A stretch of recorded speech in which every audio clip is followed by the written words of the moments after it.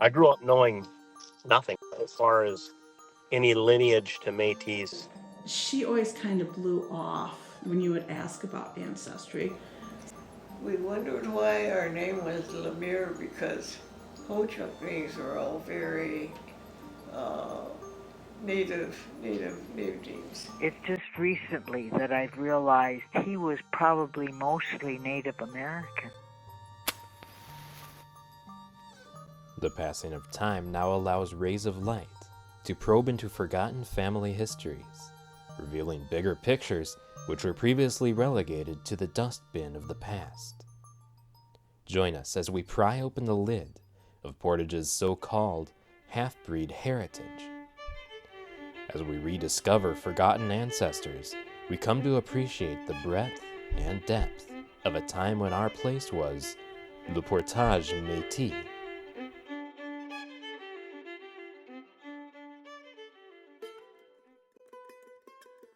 Upon his arrival at Portage's Fort Winnebago from the east in 1834, sutler Henry Merrill mused, "At this time there were no white American inhabitants outside the fort, except the Indian agent Robert McCabe." Juliet Kinsey, whose husband had been agent, essentially an ambassador, before McCabe, echoed this sentiment in her memoir, Waban. Nevertheless, in addition to Ho-Chunks, both she and Merrill spoke frequently of yet another community of people at Portage with whom they interacted. People they would describe as non-white, but also non-native. During the 1830s, this people group constituted the resident majority at the Portage beyond the walls of Fort Winnebago, second only to a larger seasonal indigenous presence.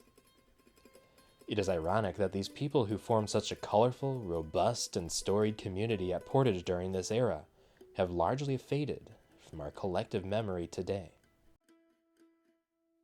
The French word métis denotes being mixed, referring to combined ethnic parentage.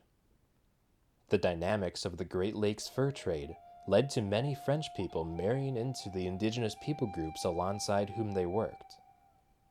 Other ethnicities of the Old World were added to the mix. To most English speakers, these mixed ethnic people were half-breeds. To the Métis themselves, their identity was more complex than that. Some were fully integrated into their parent indigenous nation. Others considered themselves French Canadians. Still others identified themselves as something in between, distinct altogether. Much cultural complexity is packed into the simple term Métis.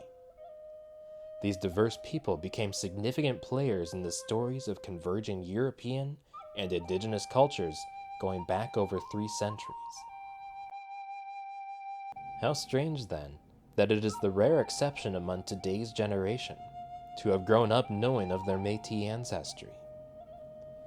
Until relatively recent times, being considered a half-breed carried with it such a social stigma that many families chose to bury this aspect of their lineage, seal away its evidence.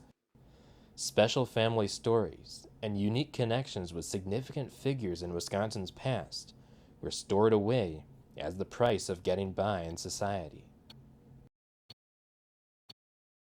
Today, perhaps the passage of time, along with the advent of broadly accessible internet genealogical libraries, has brought a shift. Families are beginning to rediscover fascinating chapters in their past. As the fog lifts and the missing dots are reconnected, it's an opportune time for a second look at Portage's past through the lens of those rediscovered ancestors. Who were these people as individuals? What was this in-between settlement at Portage? Come along with us as we meet these families, explore their lives, grasp the challenges they faced, and trace how they navigated the turbulence of the 19th century into our present day.